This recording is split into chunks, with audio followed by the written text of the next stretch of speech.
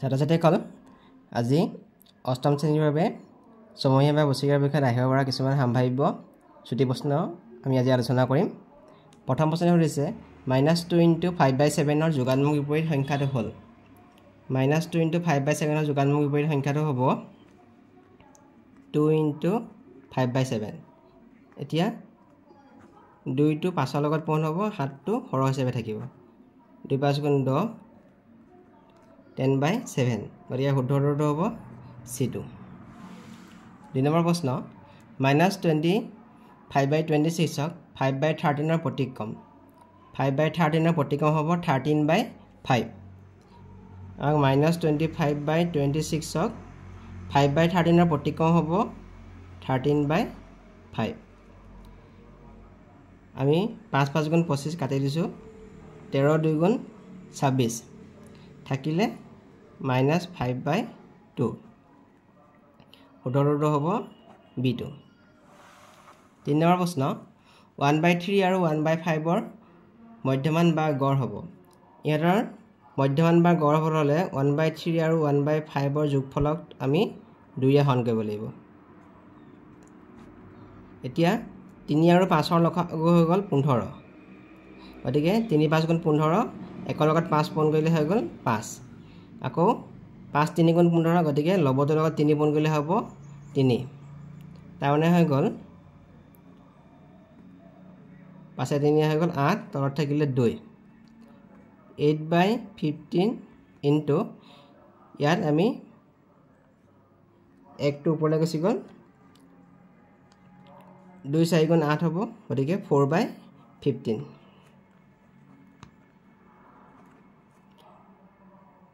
এই নম্বৰটো ইয়াৰ শুদ্ধ উত্তৰ। 4 নম্বৰ প্ৰশ্ন 10x + 7/4x = 2 ৰ সমাধান হ'ব। এতিয়া আমি যদি বৰ্জ গুণন কৰোঁ, আমি 4x টো 2 লগত পূৰণ হৈ যাব গতিকে 10x + 7/4x = 2। 4x টো 2 লগত পূৰণ হৈ গ'লে 10x + 7 = 8x হৈ যাব। এতিয়া যদি 8x টো আমি পক্ষান্তৰ কৰি দিওঁ, 10x - 8x = 7টো পক্ষান্তৰ কৰি দিলে -7 হৈ যাব গতিকে 2x = -7 গতিকে x সমানটো হ'ব -7/2। বি নম্বৰটো ইয়াৰ শুদ্ধ উত্তৰ। 5 নম্বৰ প্ৰশ্ন সুধিছে 3টা ক্ৰমিক যুগ্ম সংখ্যাৰ যোগফল 48। সংখ্যাকেইটা হ'ল A, B, C, D option দিয়া আছে। আমি যদি 3টা ক্ৰমিক যুগ্ম সংখ্যা লওঁ, প্ৰথম যুগ্ম সংখ্যাটো x লওঁ, পিছৰ সংখ্যাটো হ'ব x + 2 আৰু তাৰ পিছৰ যুগ্ম সংখ্যাটো হ'ব x + 4। এই তিনিটা হ'ল ক্ৰমিক যুগ্ম সংখ্যাৰ উদাহৰণ হ'ব। গতিকে ইহঁতৰ যোগফল 48 কৈছে গতিকে x + 2 x + 4 =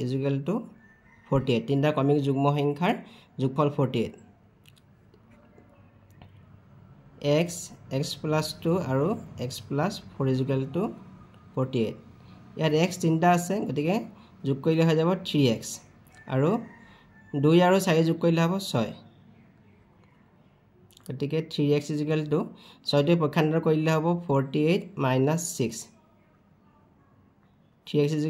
42। 3 যদি আমি 42ক হৰণ কৰিব পাওঁ আমি 14 গতিকে x সমানটো আমি 14 পালোঁ। গতিকে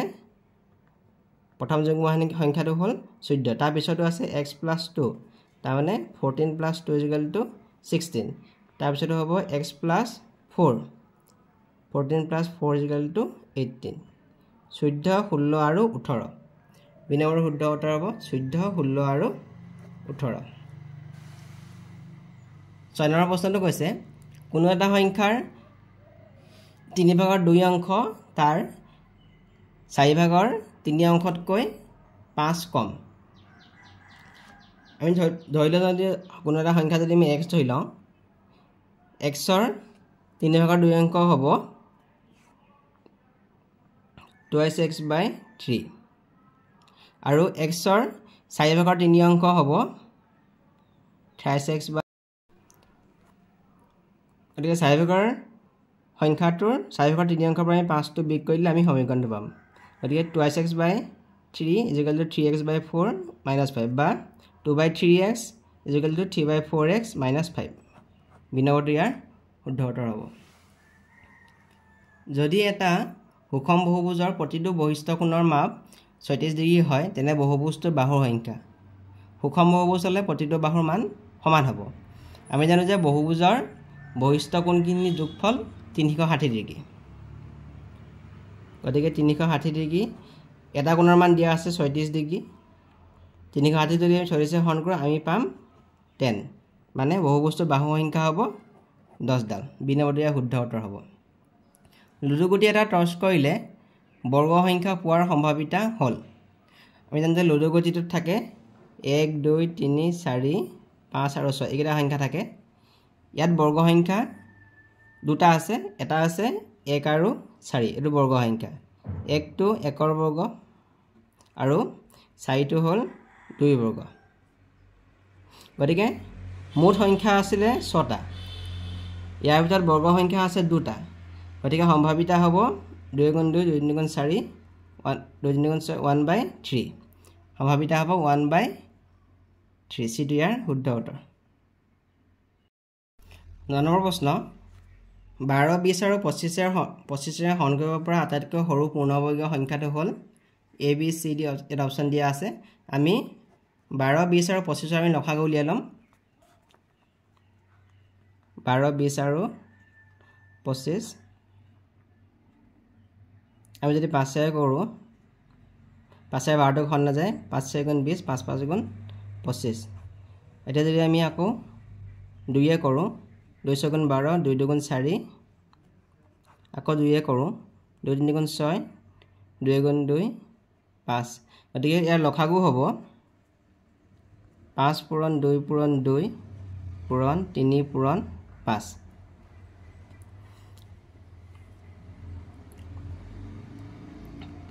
গতিকে ইয়াৰ লসাগু হৈ যাব গতিকেইটা যদি আমি পূৰণ কৰি আমি পাম 300 পাম 5 × 25 300 আমি যদি ইয়াত চাওঁ ইয়াত 5 দুটা আছে তাৰমানে 5টো বৰ্গ সংখ্যা হৈয়ে আছে 2ও আছে দুটা 2টো বৰ্গ হৈ আছে কিন্তু 3 এটা আছে 3টো বৰ্গ হৈ থকা নাই 5 বৰ্গ 2 বৰ্গ ইয়াত যদি আমি 3 আৰু এটা পূৰণ কৰি দিওঁ গোটেই সংখ্যাটো এটা বৰ্গ সংখ্যা হ'ব গতিকে আমি 300 লগত 3 এটা পূৰণ কৰি দিলোঁ 300 লগত 3 পূৰণ কৰি লগে লগে 5 স্কোৱাৰ 2 স্কোৱাৰ 3 যেতিয়া দুটা হৈ গ'ল 5 স্কোৱাৰ 2 স্কোৱাৰ ইনটু এইটো এটা বৰ্গ হৈ যাব গতিকে 300 ৰ 3 মানে 900 12 20 আৰু 25 হৰণ কৰিব পৰা আটাইতকৈ সৰু পূৰ্ণবৰ্গীয় সংখ্যাটো হ'ব 900 বিটো ইয়াৰ শুদ্ধ উত্তৰ হ'ব তাৰপিছতে কৈছে 51.84 ৰ বৰ্গমূল হ'ব A B C D option দিয়া আছে আমি 51.84 সংখ্যাটোৰ ওপৰত সোঁফালৰ পৰা দুটা সংখ্যাৰ ওপৰত আমি আঁচ দিম এতিয়া আমি পাতিম একে সংখ্যা পূৰণ কৰি আমি 7 7 গুণ 49 2 3 তললৈ নামি আহিলে আৰু একেলগে নামি আহিব 84 এতিয়া আমি এই ভাগফলটোৰ দুগুণ হ'ব 7 দুগুণ হৈ গ'ল 14 এতিয়া আমি এনেকুৱা এটা সংখ্যা ইয়াতো দিম আৰু ভাগফলত দিম যে দুটা পূৰণ কৰিলে 284 হয় ইয়াত যদি আমি 142 দিওঁ ইয়াতে যদি আমি 2 দিওঁ 142 লগত 2 যদি পূৰণ কৰোঁ 2 2 4 2 4 8 284 এই সংখ্যাটো আমি পালোঁ গতিকে ইয়াত দিলোঁ আমি 2 বাৰ গতিকে 51.84 বৰ্গমূল হ'ব 7.2 Please subscribe and share my videos গতিকে শুদ্ধ উত্তৰটো হ'ব C2 তলৰ কোনটো উক্তি ভুল অযুগ্ম সংখ্যাৰ ঘনফল অযুগ্ম সংখ্যা এটো শুদ্ধ হয় আয়তৰ কৰ্ণডালৰ দিশ সমান এটো শুদ্ধ হয় বৰ্গৰ বিপৰীত প্ৰক্ৰিয়া হৈছে বৰ্গমূল এটো শুদ্ধ বৰ্গৰ বিপৰীত প্ৰক্ৰিয়া হৈছে বৰ্গমূল 23ৰ ঘনৰ এককৰ স্থানত 9 থাকিব আমি যদি 23 সংখ্যাটো লওঁ ইয়াৰ একৰ ঘৰত আছে 3 3টো যদি আমি ঘন কৰোঁ 3 3 9 3 27 একৰ ঘৰত থাকিব 7 গতিকে আমাৰ ইয়াত কৈছে একৰ স্থানত 9 থাকিব কৈছে গতিকে এটো হ'ল ভুল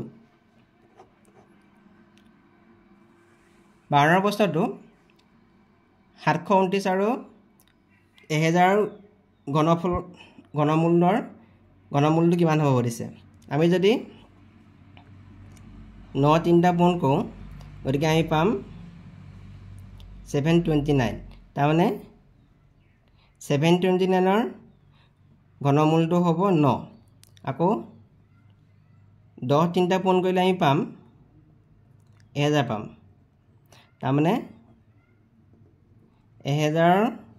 ঘনমূল হ'ব 10 এতিয়া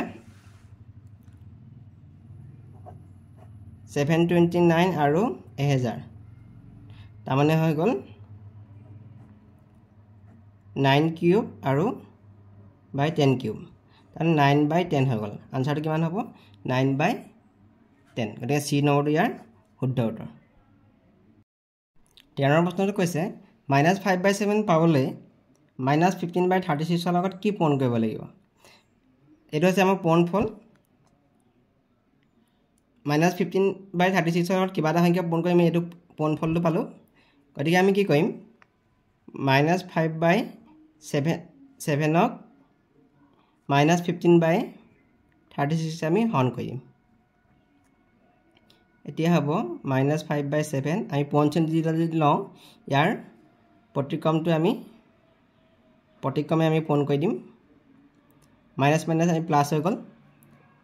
5 3 × 15 হৈ গ'ল তলত থাকিলে 7 আৰু 3 ওপৰত থাকিলে 36 লব হৈ গ'ল 36 আৰু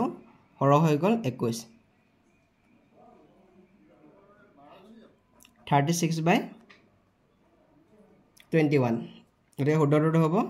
B2 36/21 14 নম্বৰ প্ৰশ্ন 900 বৰ্গমূল আৰু 0.09 প্লাছ 0.09 মান হ'ব আমি জানো যে 30ৰ বৰ্গটো হ'ল 900 গতিকে 900ৰ বৰ্গমূল হ'ব 900ৰ বৰ্গমূল 30 হ'ব আকৌ জানো যে 0.3 * 0.3 কৰিলে আমি পাম 0.09 তাৰমানে 0.09ৰ বৰ্গমূল হ'ব 0.3 এতিয়া আমি 30 আৰু 0.3 যোগ কৰিবলৈ কৈছে এটা যোগ কৰিলে হ'ব 30 টো আমি এনেকৈ পাতি লৈছোঁ আৰু 0.3 এনেকৈ পাতি লৈছোঁ 30.3 গতিকে শুদ্ধৰ হ'ব C2 30.3 15 নম্বৰ প্ৰশ্নটো এটা পৰিমেয় সংখ্যা আৰু তাৰ যোগাত্মক বিপৰীত সংখ্যাৰ যোগফল হ'ব ধৰা হ'ল x এটা পৰিমেয় সংখ্যা ইয়াৰ যোগাত্মক বিপৰীত সংখ্যাটো হ'ব -x আমি যদি x আৰু -x টো আমি যোগ কৰোঁ তেতিয়া x - x = 0 হ'ব গতিকে এটা পৰিমেয় সংখ্যা আৰু তাৰ যোগাত্মক বিপৰীত সংখ্যাৰ যোগফল হ'ব 0 গতিকে বি নম্বৰটো ইয়াৰ শুদ্ধ উত্তৰ হ'ব 16 নম্বৰ প্ৰশ্ন 0.2ৰ ঘন হ'ব 0.2 0.2 আৰু 0.2 0.2 আৰু 0.2 দুটা পূৰণ কৰিলে হ'ব 0.04 হ'ব আকৌ 0.04 লগত 0.2 যদি আমি পূৰণ কৰোঁ ইয়াত দশমিক তিনিটা সংখ্যা আগত দশমিক হৈ যাব